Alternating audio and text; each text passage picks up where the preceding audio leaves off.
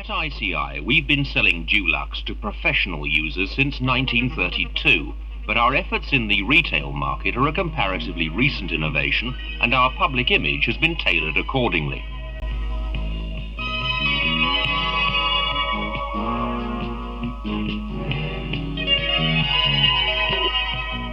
For our professional customers, though, we present another, no less spectacular story, which we feel is more relevant to their everyday working lives. Within our paints division, there is an entirely separate group of people at work whose efforts are geared solely to the needs of the professional user. This is the ICI Dulux Trade Group.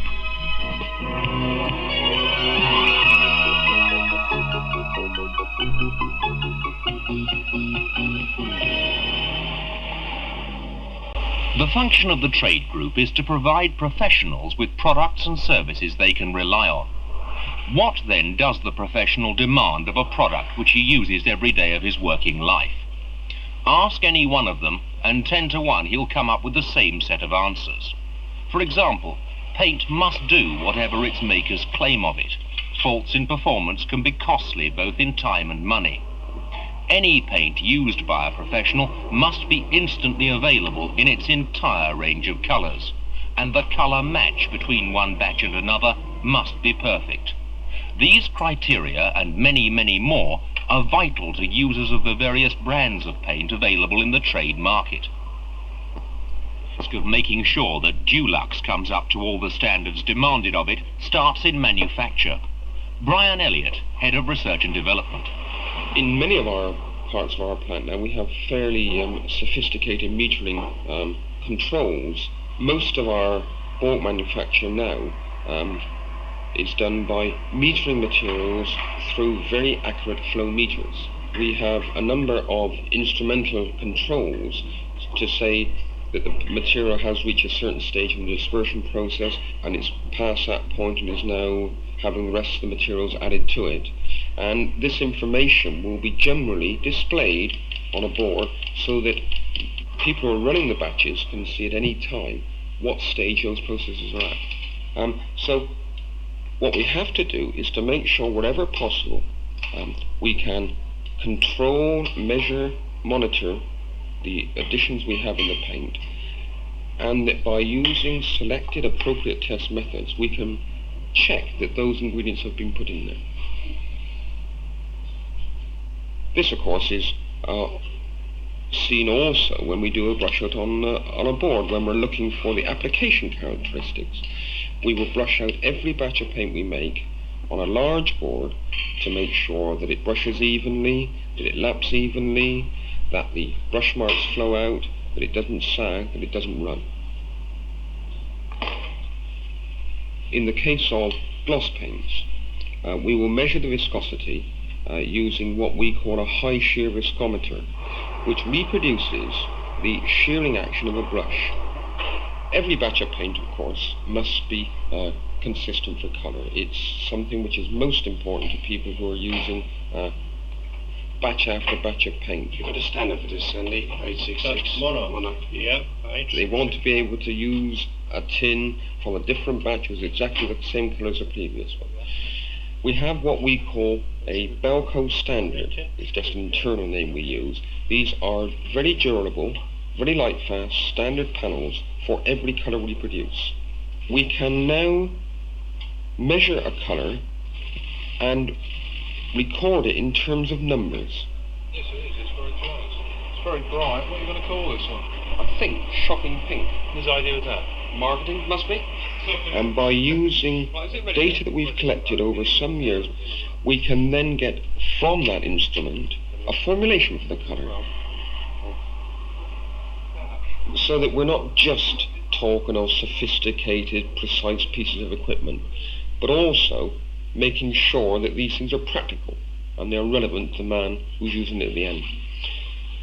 To achieve the standards we seek, we have available to us a number of trained, skilled decorators working in our department who will evaluate both the paints that we are formulated in laboratories and production batches to make sure that we are still taking full note of what the man in the street wants, that they will apply these paints under real practical conditions on plaster surfaces, on doors, on moulded surfaces, using the tools, the equipment, the techniques which are used outside in the trade. The people in the trade group who have the closest contacts with the professional user are the trade group representatives. They make it their business to keep in touch with any painting activity which may be taking place in their own areas. Trade group representative Tim Blackwood. I try to build up a good personal relationship with all types of customers in my area, because ICI is a very big organisation and it can create a slightly impersonal attitude. My customers look on me as a person, as ICI itself, and I try to put into practice the services and the help which the trade group can give to them. Well, in my job, the paint merchant is the most important customer I have. If anybody wants me, I'm in the warehouse.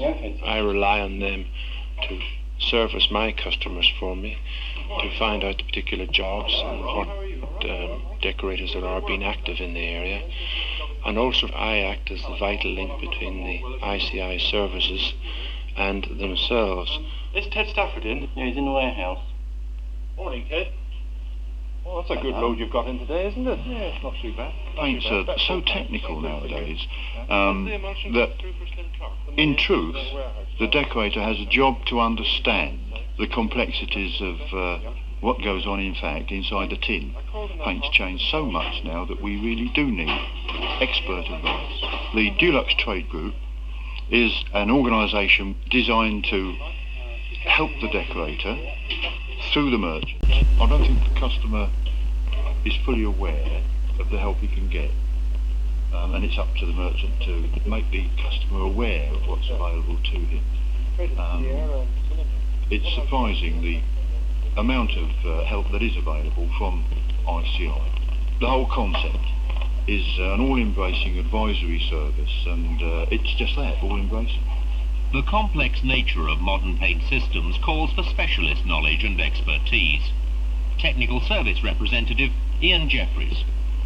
Well, the job that the technical service team does is assist the trade rep in the work that he does, opposite all forms of specifiers, right through the building trade, and including assisting the painters on site where necessary with materials that they're using and all the other facets of trade operations. Okay, we'll just keep going like that until you get right the way through to the other end. We are qualified in the trade of decoration, professionally trained with full apprenticeship backgrounds, added to which, of course, the expertise from ICI gives us a broader look on the business as a whole and helps us maybe create better judgments on all sorts of situations we find ourselves in. The sequence in which painting is carried out is very important, and it does depend largely on the conditions that are going to exist on site. Now, you can't lay down hard and fast rules for this, but clearly there are certain things which one needs to guide specifiers and decorators alike toward in order to get the best out of products. Hello, have a look at some of the plans. You're seeing day by day many jobs that vary in the way in which they should be planned to take into account not only the proper application of the paints themselves, but taking into account the requirements of, let's say, the factory engineer or a specifier who's attempting to plan the large construction of a large block of flats. I'm an architect in a small private practice in the home counties. In a practice of this size, it's quite impossible to be masters of all trades and skills, and it is very helpful to have advice of specialist people such as Trade Group from ICI. In particular, where we are dealing perhaps with an old building which has been standing for many years has special problems of applying new decorations to old materials, and they can give specialist advice. Working within a factory situation, there are obviously problems with doing the work whilst factory floor continues production. And this is exactly the kind of problem which often faces the technical service rep. Two people, a maintenance engineer and a painting contractor, with conflicting priorities. In this case, Ian Jeffrey's function is to use his expert judgment to find a compromise. We can't afford to have this production held up for one moment. Well, what you've got to look at is your own problem sequence. Your essential thing is to get away from the floor, but then he's got to get up on the upper section up here. Yeah, but I'm going to hold up production too much. I'm thinking of a Saturday or Sunday. We always have some disagreements somewhere along the line where it causes inconvenience to both parties. In most cases you can work it out, but in this situation he came in and suggested things, and in all he was a mediator between the two of us. He settled the argument virtually. The fourth element of trade group activity is the colour advisory service, helping the customer to make the best possible use of the vast colour range which Dulux offers. The little piece below the balcony, what would you do with that? The piece below the balcony, I think, would go back into... I studied as an architect. Yes. Okay. I found my goal, if you like, my interest far more in the aesthetic side, and I found that my architectural background was extremely useful. Another interesting feature is also the plaque there, which we would feature firstly in white, and then we would put a dark colour on the background to silhouette that detail. Right. There are, in fact, 9 other colleagues of mine who do this job, and they're strategically located throughout the country. I'll take a photograph now. Okay. The colour service is the artistic part of the trade group. It's the non-technical part. It's a service which is for the customer to call on ICI for a coordinated colour scheme, right from walls, ceilings, doors, and even down to upholstery, carpets and curtains. Hello, Graham. Hello, Nick. How are things? Fine. That's looking good. Yes, I've got the wall colour in and some of the avocado on the pediments. Yes, that avocado looks quite good. I think so. What do you think of the alternatives? For the more prestigious jobs, we would go to the full extent of presenting a large-scale drawing, which I would then send to a studio who would make my ideas up in reality in the form of a presentation folder, which would be then sent to the customer, who would then interpret. It may well have an alternative scheme to it, and he would be then able to select which scheme he preferred.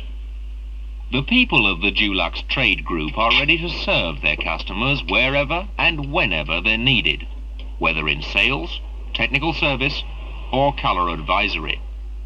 They have a single overriding purpose: to help the customer in any way they can to get the best out of Dulux. Well, it's turned out a great job, Tom, hasn't it? It's good, isn't it? That's great credit to you altogether. I'd like to see a few more jobs like that around the countryside.